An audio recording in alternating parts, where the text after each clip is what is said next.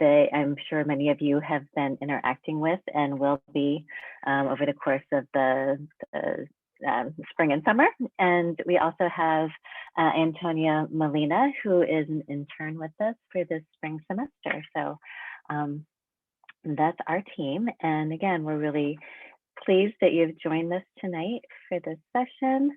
We're gonna just kind of run through, I'm gonna give a little quick background about NMF and about PCLP and its history.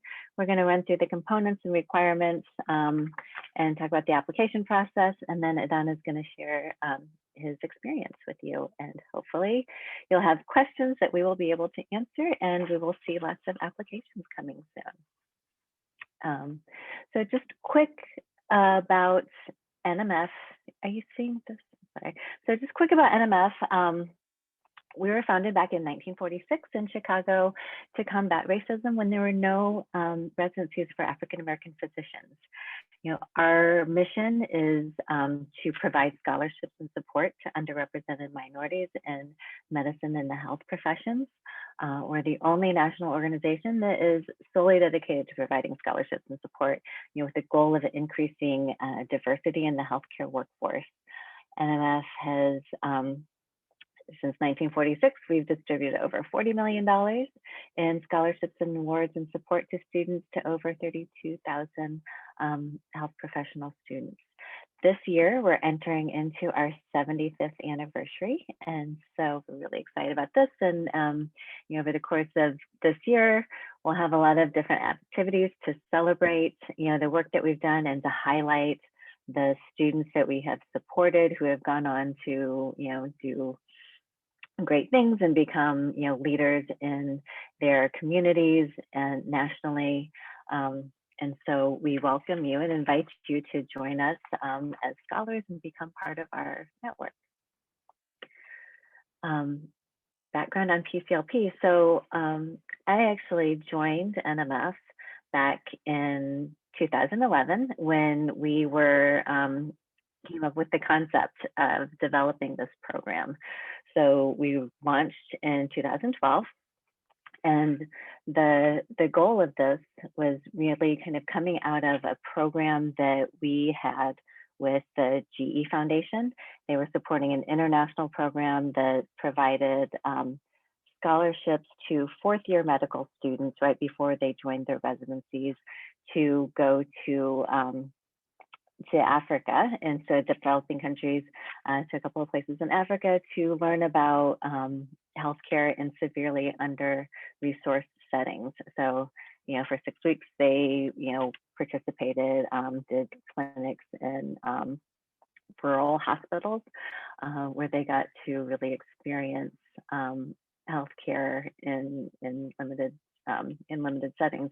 And the funders at the time then were interested in creating a program, you know, focused in the United States, really to address the issue of the lack of primary care providers. And so in partnership with the GE Foundation and with the direction and guidance of our board member, Dr. Jack Geiger, we developed the Primary Care Leadership Program. And, you know, the purpose of this is to develop a pipeline of future primary care providers from diverse backgrounds who are committed to serving underrepresented communities, and to also build capacity our community health center partners. The idea was to develop you know, a really rich immersive experience for our scholars so that they would get you know, a sense of what it takes to run a community health center, to be in a community health center, to understand the full range of services that community health centers provide to their patients, and how that, you know, being so richly and uniquely tied to their communities, they're able to provide unique care. And so you conceived of this program, again, the idea to inspire medical professional students early on in their academic careers to see primary care as a viable pathway, to develop leadership and management skills, and to also, give opportunities for building their clinical skills, to build capacity at our community health centers and build this national network. Should we move on? So before we get to the eligibility, so now we know that we launched this in 2012. This summer will be our 10th anniversary. So we're really excited about this. The program has grown and evolved over the time since we launched it. We started off our first year with 38 scholars, and last year we had 72. We, expanded from initially 4 community health centers or 4 cities, and we've expanded to, over time now, we've been in, 26 different cities across the country. We've partnered with over 55 or so different community health center partners across the country. We have provided awards to 565 students, representing schools across the country. And so, the program has really grown and evolved. The structure of it has evolved as well. But to get to sort of the nuts and bolts of eligibility, you are here because you're interested in this program. It is open to medical students. We typically are targeting rising second-year students. The idea, again, when we conceived of this, was to have this experience early on in your academic program so that you could see primary care as a viable pathway. And so as you're going along through your academic programs, you have the opportunity to have other exposures, other experiences that will keep you on a primary care track before you get pulled off into specialty areas or things like that. This is also open to graduate nursing students and graduate physician assistant students. And also to students who come from socioeconomically disadvantaged backgrounds. While we do have some medical students who participate in their 3rd year, it's usually harder to to work it with their schedules. But we do have some medical students who are further along in their program.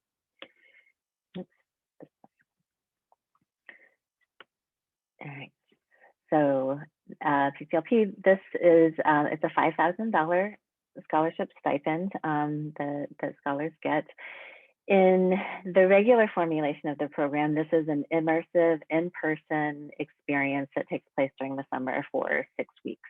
Our current cities for 2021 are Boston and the selected gateway cities in Massachusetts, Chicago, Illinois, Houston, Texas, Los Angeles, Oakland, California, and Miami, Florida. Again, typically, this is an in-person experience, so scholars, if they're not already in those cities, will travel to the cities for the summers, and so this $5,000 stipend, is often used for, for cost of living during the summer. Of course, last year, because of COVID, everything was virtual, and so scholars were in place wherever they were, either at home or at school. So that $5,000, you were able to use it for other expenses for school. This year, we're currently, as it says here, we are currently, looking at doing this as an in-person program, but of course, given the nature of COVID and how things are changing, and it's different by city, we are also preparing for it to be virtual again. We're monitoring things really closely with our partners, and as it gets closer, we're going to make an official call, and it might honestly vary by state, vary by city. So, we will let, as soon as any of those decisions are made, we will let you know, so that you can prepare accordingly. We have 3 different program periods, and this is sort of based on different schedules for schools and participants, but the Massachusetts program will start on May 31st and go to July 30th or July 9th. And actually it'll be June 1st because May 31st is Memorial Day. So we didn't account for that. Illinois and Texas will be June 7th through July 16th, and California and Florida is June 14th through the 23rd. And even if this is done virtually again, you will still need to, block out that 6-week time period and prepare your schedule as if it were going to be in person. So, even if it's virtual, it's not something that you can do, and still have another job or have another, something else that you're going to try to do as a dual experience, because, there are still significant time requirements for the program, as Don will be able to attest for you. Next program. So the main components of this program, there are kind of 3 main components of PCLP of this model. There's the leadership training, there's the clinical care delivery, and the system strengthening. And so, as you've maybe seen through some of the program description, the clinical is, there's typically a clinical rotation where you have the opportunity to, shadow clinicians, to be able to be able to see the full range of services that community health centers provide. Each site structures this differently. So some of it, you'll have 2 days a week where you're in clinic, and the other days you're working on your project and doing leadership training. Some of them split it up by day, but the idea is that you have some opportunity to interact with patients and to really get to see, how community health centers are able to provide this, broad range of services to their patients. The systems strengthening, this is really your service learning project. And so these are team-based projects that, depending on where you are, might have a different focus. So, and I'll talk about this a little bit in a bit, that, for example, the program in Boston is focused on substance use disorder and addiction medicine and behavioral health integration. The sites in Chicago and Houston are focused on building cultural competency to provide culturally competent HIV/AIDS treatment, care, and prevention. And in California and Florida, it's broader. It's more broad to different aspects of primary care. It might focus on chronic disease management and other things. So it's a little bit broader. But a significant part of the program is this team-based service learning project that you will work on. The projects are, largely guided and developed by the sites. So part of the goal, in addition to the experience that you have and learning how to, design, implement, and carry out a project, is that we want this to be something that is going to be useful and valuable to the site, something that they will, that will be able to help them in their operations, and that will have a lasting impact beyond the time that you're there.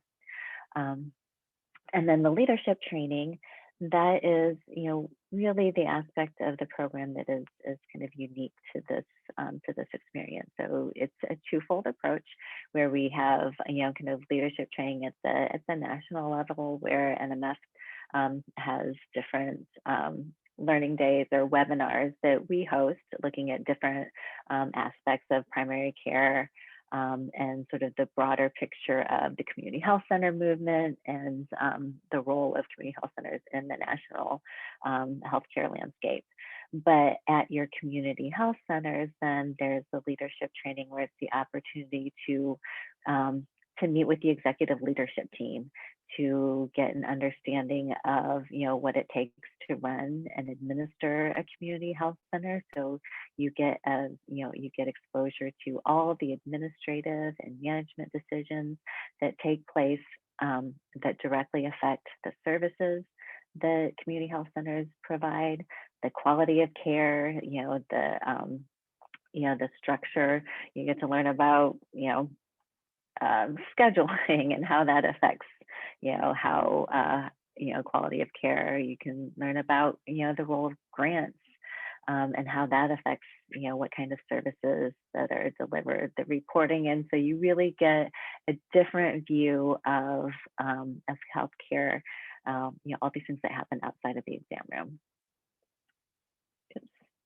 And beyond that, you get the opportunity to meet with the leadership team who are, really amazing, amazing leaders who are committed to community health and to their communities. And you see the different roles that they play, and they're amazing in terms of the mentoring that they provide you, and the exposure that they give. As I mentioned before, we have different topics for different cities. Again, in Massachusetts, it is, that program is funded by the GE Foundation, and their activities, their portfolio of foundation work in that area is really focused on substance use disorders.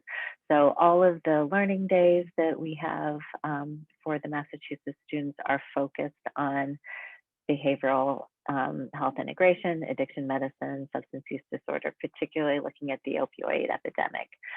All the projects are centered, are focused on some, either treatment, intervention, or assessment of a program looking at this issue. And then there are different opportunities that we offer to the scholars as part of this. So, was it couple years ago, the scholars were able to participate in a training where they were able to get their Narcan training, so that when they graduate, then they're gonna they can get their certificate to prescribe. In Chicago, Illinois, and Houston, and this program is funded by Gilead Sciences, who are very active in funding, HIV/AIDS prevention and care. And so the whole programming around this is looking at cultural competence in HIV/AIDS prevention, treatment, care, and chronic, and looking at HIV as a chronic disease management. This program is also unique in that Gilead supports a 2-day symposium where when the program is done live and in person, we bring all the scholars together in either Chicago or Houston for a day and a half symposium where we have more intensive additional learning days, opportunities to network and to do some workshopping together. So that is the Chicago, Illinois, and then California and Miami. Again, these are the focus is not as specific. It looks at kind of broader areas of community health. And LA in particular, there's a focus on addressing social, looking at different social determinants of health and the impact on health and communities. And again, when we are in person, the scholars are in LA are able to attend the NMF Champions of Health Awards that we have annually in LA. And so the students there typically get to attend that. And so they have an opportunity to meet with NMF alums in the area. And we bring the Oakland scholars down to participate in this as well. So each program has a little bit unique feature to it. But they all have really amazing community health center partners in all of our locations. So, again, last year we had 22, I believe, community health centers across the country. And they're amazing. They, each one is, absolutely unique, but everyone is 100% committed to the mission of providing, excellent care to their underserved communities. And from there, I will turn it to Allie. Okay, can you hear me? Okay. So as Joy talked about the program events, each program city will have its own set of events that scholars will be required to attend. There'll be a city-based orientation to kick off the program. And then depending on the city, there'll probably be anywhere from 1 to 3 learning days. These will be topic-specific events with guest speakers. They may consist of workshops and involve readings in preparation for participation in the event. We'll also be holding webinars that particularly focus on health centers, policy, and leadership. If you're placed in the Chicago and Houston sites, as Joy mentioned, we'll be hosting a symposium, and it generally consists of multiple topic-based sessions, skills development, and it generally takes place in the early part of July. And then we invite our scholars to attend our NMF Champions of Health Awards. If it happens to be virtual this year, it's likely that you'll be invited to one in your alumni region. I apologize. That's my automatic cat feeder that you hear in the background. In the past, we've had the California Project Showcase, in person at the LA Champions of Health Awards. And so at each city program, we'll have a project showcase during which the scholars present their PCLP projects to the community members and stakeholders. So as Don can attest to this later in this presentation, scholars will benefit by participating in this program in multiple ways, strengthening their leadership and collaboration skills, further understanding social determinants of health. This program provides opportunities for community engagement and learning about the center's clinical and ancillary services. You'll also be exposed to some of the important but not non-clinical aspects of medicine and community health. And as a scholar, you'll also have access to NMF's alumni network, who are leaders in the field of medicine. But we'll also be pairing scholars with, pathway mentors who will be able to provide both professional and personal mentorship.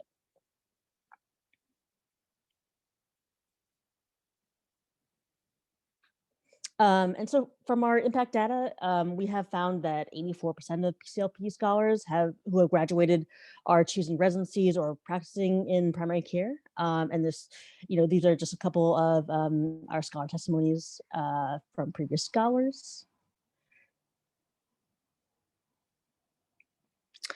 So just a couple of questions. We've gotten over the past. How are accepted scholars matched with a community health center? So the short answer is very carefully. We do take into consideration factors like preference, history with a geographic area, your degree, academic interests, and your availability for the program. So we do our best to match you to your preferred CHC. As Joy mentioned, this is a commitment of full work days during the week, usually 9 to 5, but it will vary by site. And even if it does end up being a virtual program, you will have to be available during those times. Your day-to-day will also vary by site, and we will be matching you to a peer mentor who has participated in the program before and can share his or her experience with you. And you cannot miss days of this program. We want you to be fully committed to the 6 weeks. If for some reason you can't attend one of the days or an event because of a very specific obligation, please let us know up front, and we will make a determination on a case-by-case basis. So let me get to the application. The regular decision deadline to apply for this program is at the end of this month, February 28th at 11:59 Pacific. You'll receive notice from us likely in March. If you are selected, you'll have 2 weeks to decide if you are committing to the program, and we will accept and place alternate scholars on a rolling basis. But we do want you to be aware if you do accept an offer, but then you withdraw your commitment, we will be sending a formal letter of complaint to your student dean, and you will be banned from applying to an NMF scholarship or program for 2 years. So before you start your PCLP application, you must first complete the eligibility form through our Kaleidoscope system. You'll be asked to include your contact information, school information for this current academic year, demographics, your recommenders' contact information, and you'll be shown a list of scholarships and programs that you're eligible throughout the year. And once you've submitted your eligibility form, you'll be emailed a confirmation, which should include a link to your private application marketplace. If for some reason you don't receive it, you can log into your account and there should be a tile that says looking for national medical fellowships. And this should bring you to your application marketplace to submit your PCLP application. But you have to be logged into your account to do so. So as part of your application, you will need to submit these documents. There will be 3 short personal statements. You will have to indicate your preferences, your site preferences. We do require proof of citizenship or DACA approval. It must be valid through the end of the PCLP program. Unfortunately, we're not able to support students who are permanent residents. You will also need to include your bio sketch, CV, your transcript, and your student financial information. This includes your financial aid package from your school, as well as your student aid report and your loan history from your FAFSA account. And as mentioned before, we do require letters of recommendation as part of your eligibility form where you enter in their contact information. They will be sent an email with a link to upload your letter. But if for some reason they don't receive it, a lot of times the school emails block it through their firewall. They can submit their letters directly to us at either scholarships@nmfonline.org or PCLPinfo@nmfonline.org. And we must receive that letters by March 14th for us to consider your application. And so most of these components are described in more detail in the application, but this is what we consider proof of citizenship or your DACA status. Next slide. Your other financial information will come from your FAFSA. So you may be familiar with these portals. We've had students say that the documentation of their loan history automatically saves the Word pad document, and that's not necessarily compatible with Kaleidoscope. So if that's the case, you can select print from your FAFSA page, and instead of sending the document to a printer, you can select save as a PDF. Before attaching this to Kaleidoscope, then you can just make sure that the document is intact. So with any of your documents, just make sure that your name is indicated on it.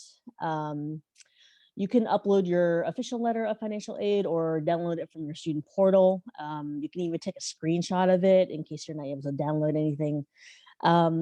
Your transcript can be an unofficial copy. If you are first year, it can be from your previous academic year or most recent program.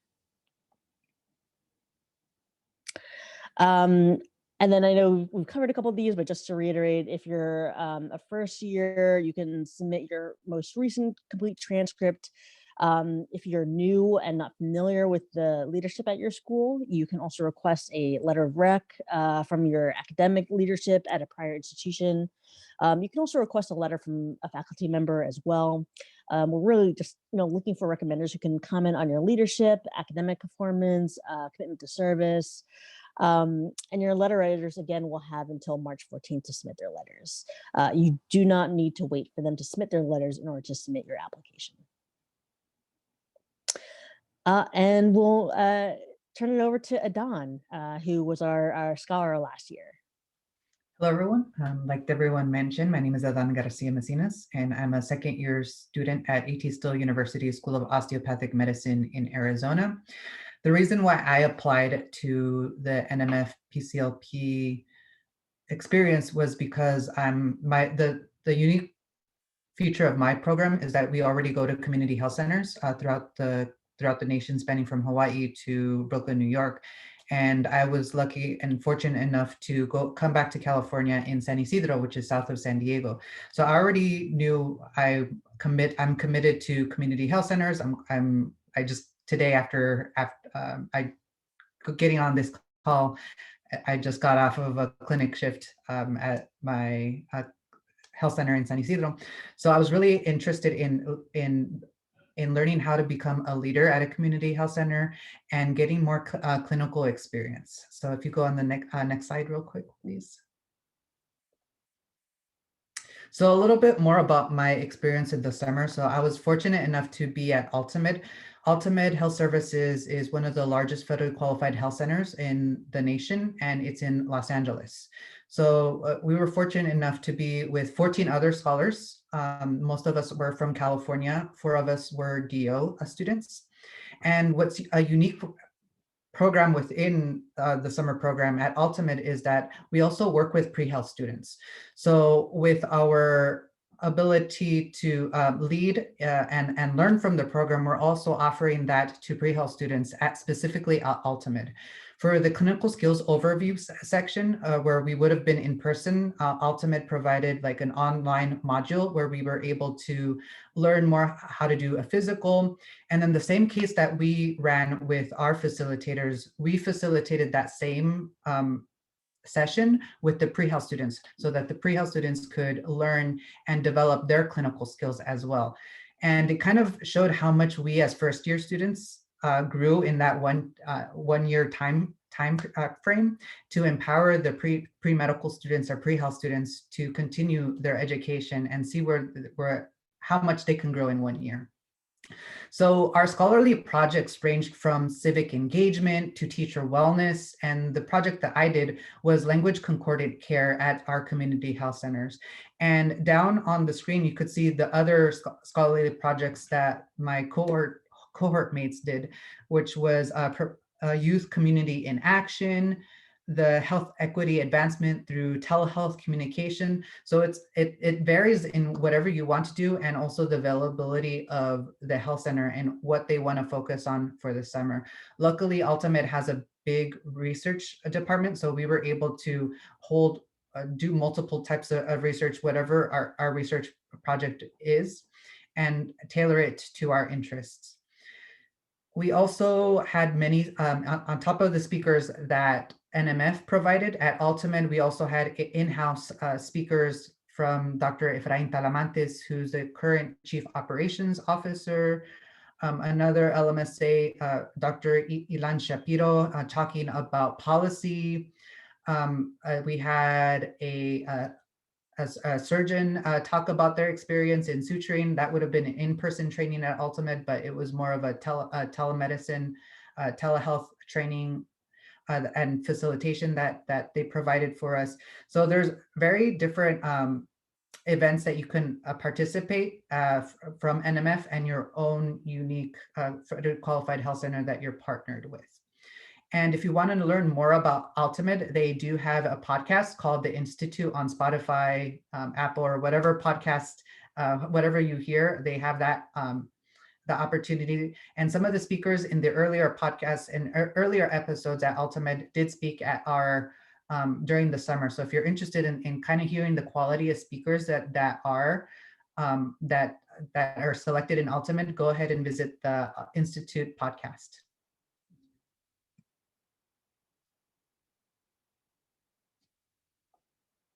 Go ahead, Joy.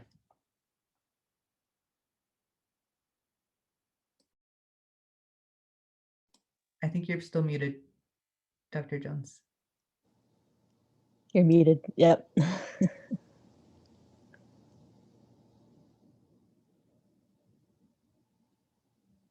Okay, sorry. There we go. That was my own confusion. Thank you, Adan. Again, as he highlighted, each site has, is unique in what it offers in terms of the experience for the scholars. And like you said, Ultimate is one of the largest community health centers in the country. So, in the very short time that we had last summer to pivot and transition to a virtual program, they had, amazing capacity to be able to, develop a really, rich and comprehensive program for the scholars that they hosted, because they had, they have such great resources, and one of the few that have their own sort of research department institute that they had to put things together. And so I know that what they were able to create was pretty amazing, and that the scholars had a really rich experience. But again, all of our community health centers, one thing that you'll learn about community health centers is that if you've seen one, you've seen one. They're all really uniquely different, and they're uniquely, tailored to their communities and the communities that they serve. So every experience is going to be different, and what you're getting, what you get to experience and what you get to see is going to be based on, that community health center, what community and population that they serve. And, we give the sites really the independence, the freedom to, to develop a program that really highlights, what's unique about them. And so again, each one is tailored based on that.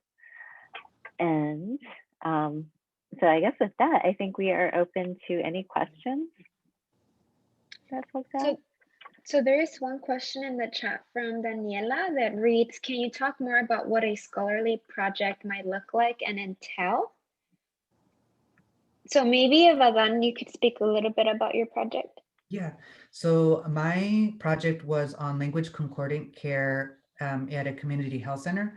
So it was more of a literature review in the beginning, just to see what was out there and what was done. And then what we did was to actually interview a couple of providers on how their experience on telemedicine, interpretation services, and phone interpretation was, to kind of to gauge a better sense of how that affected patient care and patient satisfaction. So on top of doing a literature review, like I mentioned, we interviewed also different providers, from physicians to nurse practitioners, on their experience on how interpretation affected the patient interaction. And I know for the other two that I mentioned, there was a civic provider. So actually, unfortunately, physicians are one of the lowest voters when it comes to voting in health professions. So there was actually a survey done at Ultimate specifically to see how we can engage providers at Ultimate to be committed to voting. And that project that my classmate did, we kind of had that same vision and incorporated at our school to not only encourage our providers that we look at, but also the patients that we see in our clinical rotations in our 2nd through 4th year students as well. And we've had scholars do, really a range of different kinds of projects. We had a team do a project at Watts Community Health Center, or Watts Health, a couple of years ago, where they developed a patient education video on the proper use of inhalers. And, so they developed it, recorded it, and that was something then that was played in the waiting room at the community health center for months afterwards. So the patients would be able to see that as a patient education intervention. We've had scholars do develop a patient education session on healthy eating, so cooking, so teaching patients how to incorporate healthy eating into their diets. We've had scholars do patient satisfaction surveys on specific projects that sites have had. We've had them do something more detailed, like doing an assessment of wait times and for patients, so that they actually just sitting there and tracking what the wait times are, and using that data then to improve processes at the sites. So we've had scholars do stuff on patient education sessions on prenatal care. And so it really can run the gamut. Again, it's a team-based project, and so the idea is that you are working really closely with the partner, kind of breaking up the duties of it. There is a paper, there's also a slide deck, a presentation that you'll do, and a poster. One of the things that we really encourage for our scholars is we have everybody present or create a poster of their project, and those are presented at the project session, the presentation section. But we also encourage our scholars to take those, take your project posters and submit abstracts to present them then at at a school conference or a local conference or a national conference. And we've had a number of our scholars who have done that, have presented and won awards for the work that they've done. So we see that as an opportunity for you to build some of your professional skills. Thank you, Dr. Jones. So we do have 3 more questions. So one of them is, can you speak to the leadership activities you were involved in during your time in the program? So I guess this is for then, and then maybe for the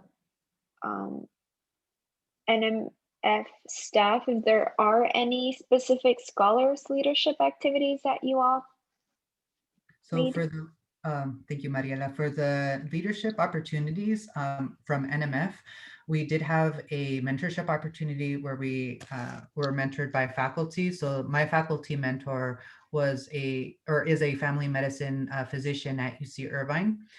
And also there are different speakers that talk about their experience on leadership development with part of the webinar series that's facilitated by NMF. But specifically at Ultimate, we also had our own unique speakers talking about what they do at their institutions to be change agents. And like I mentioned, you also, with your scholarly project, you lead your own team with the pre-health students. So the same skills that you learned throughout the summer, you will actively apply it throughout to foster a collaborative environment with the pre-health students, which I felt was very powerful. And it shows how Ultimate is very cognizant and very, they want to make sure that you're developing your skills and teaching that to the next generation. And to as Anna was saying, yes, and we haven't actually talked about it enough, the whole the pathway mentorship. And so each scholar is paired with a mentor outside of the project work. So at your site, you typically have sort of a project lead that will provide guidance on the actual kind of development and implementation of the project at your site. But we also want to facilitate additional mentorship, and so we have what we call the pathway mentorship, where we pair you with a mentor who, again, typically this would be somebody in the city that you're placed. And so there would be the opportunity for you to have in-person interactions with this mentor. These people are come from, some of them are NMF alums, some of them are leaders in primary care, different aspects, in fields of health in the city, and they're there to offer really some more the personal and professional guidance and mentoring, the opportunity for you to learn from them kind of what their career pathway has been, the challenges and decisions that they've made along the way to get to where they are now. And we found that is a really it's a really valuable and powerful relationship to make.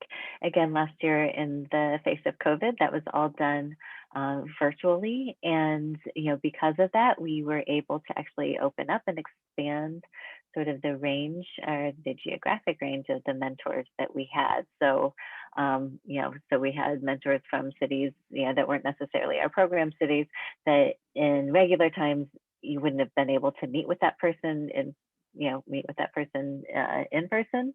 But for the summer and doing it virtually, it worked well and it was facilitated. But that's a very important part of the leadership training. Again, there are the webinars for the in-person learning days. There's typically one session in each city that is specifically focused on leadership development, and that is, often looking at different leaders and kind of talking about, sharing their pathways, things like that, but also talking about, sort of the key skills of, kind of different aspects of transitioning from a student to, a physician leader, things like that.